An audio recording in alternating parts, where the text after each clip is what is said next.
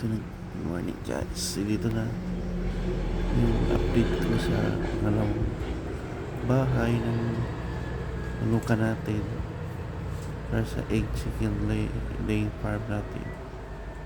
So, na unti-unti na siyang nakikita yung kagandahan ng bahay ng manok.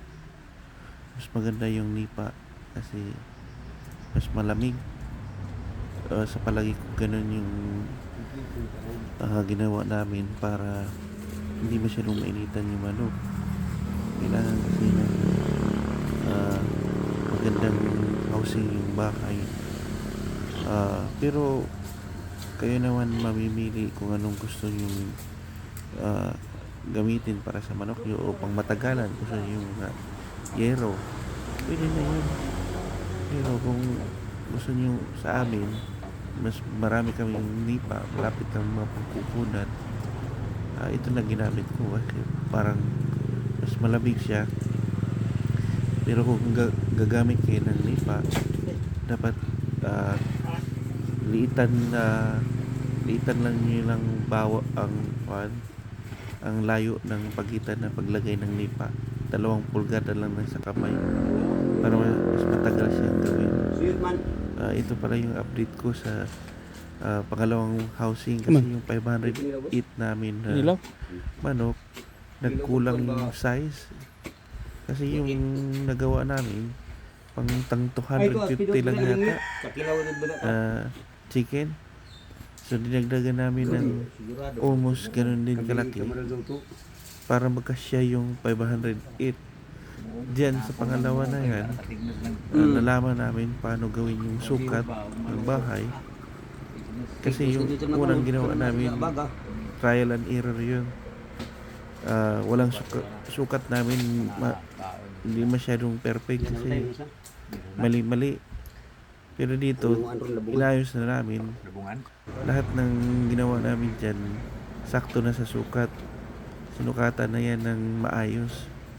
Para kung mas maganda kasi sa simula pa lang alam nyo na yung sukat kasi yung mali namin noong una.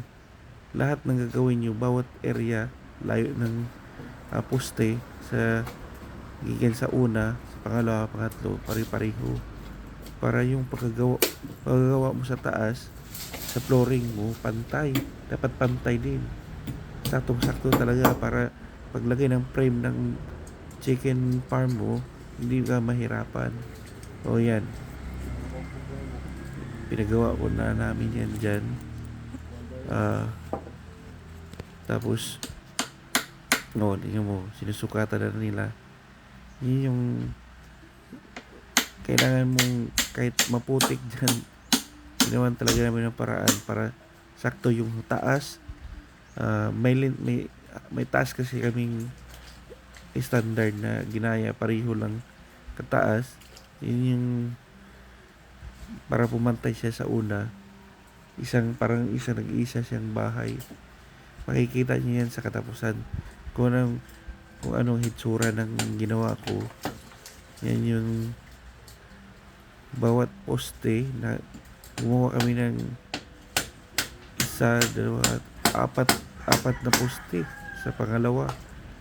So sa dalawang house namin nagkaroon kami ng 8 poste yata, pero ang layo niyan 8.6 feet o 11.6 feet yung layo namin sa bawat isang poste para magkasya yung frame namin na 48 heads na isang linya yun. Kuya Isang order mo yun, 48 heads lang yung kasya nun.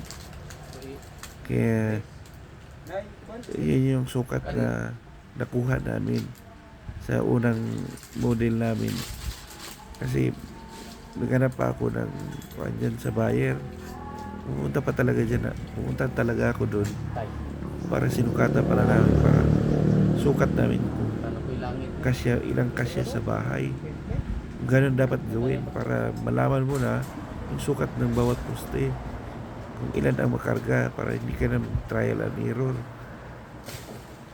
Kasi mahirap pag One, yung problema mo, imbis mapadali, lalo pang matagal.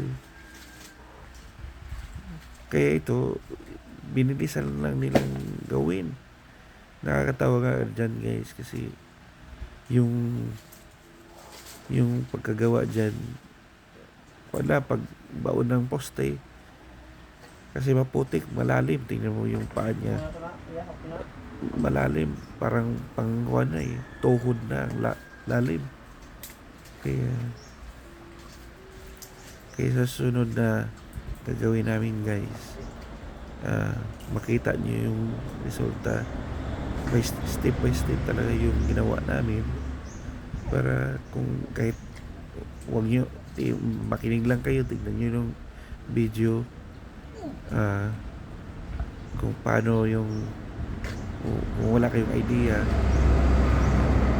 at least may naitulong ako. Kasi kung dati yung nanood ako sa YouTube, hindi perfecto yung mapapanood mo dun mas iba talaga yung ikaw naman mismo sa actual, makikita mo yung kaibahan.